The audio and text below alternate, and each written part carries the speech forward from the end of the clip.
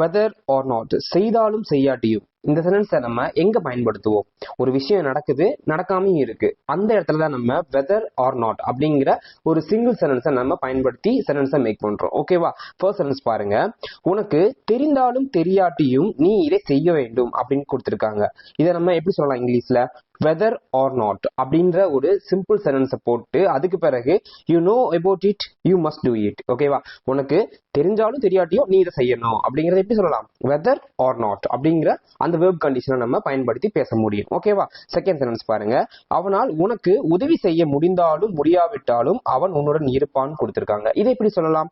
Weather or not, அந்த முடிந்தாலும் முடியாவிட்டாலும் தெரிந்தாலும் தெரியாட்டாலும், ஒரு பாசிட்டிவ் சென்டென்ஸ், ஒன்னு நெகட்டிவ் சென்டென்ஸ், இது ரெண்டுமே சேர்ந்து வர்றப்போ வெதர் ஆர் நாட் அப்படிங்கிற வெர்ப் கண்டிஷனை நம்ம பயன்படுத்துறோம். ஓகேவா? இதை எப்படி இங்கிலீஷ் சொல்லலாம்? Whether or not he can help you, he will be with you அப்படின்னு நம்ம சிம்பிளா நம்ம ஈஸியா பேச முடியும். ஓகேவா? தேர்ட் சென்டென்ஸ் பாருங்க. இது எனக்கு புரிந்தாலும் புரியாட்டியும் இந்த பக்கத்தை நான் பின்தொடர்வேன். இது எப்படி இங்கிலீஷ் சொல்லலாம்? உங்களுக்கு தெரிஞ்சு அப்படின்னா கமெண்ட்ல சொல்லுங்க. ஓகேவா? இந்த வீடியோ பிடிச்சா மறக்காம லைக் அண்ட் சப்ஸ்கிரைப் பண்ணிக்கோங்க. அப்பதான் எனக்கும் இன்னும் நிறைய வீடியோ போறதுக்கு ஒரு மோட்டிவேட்டடா இருக்கும். Okay, thank you.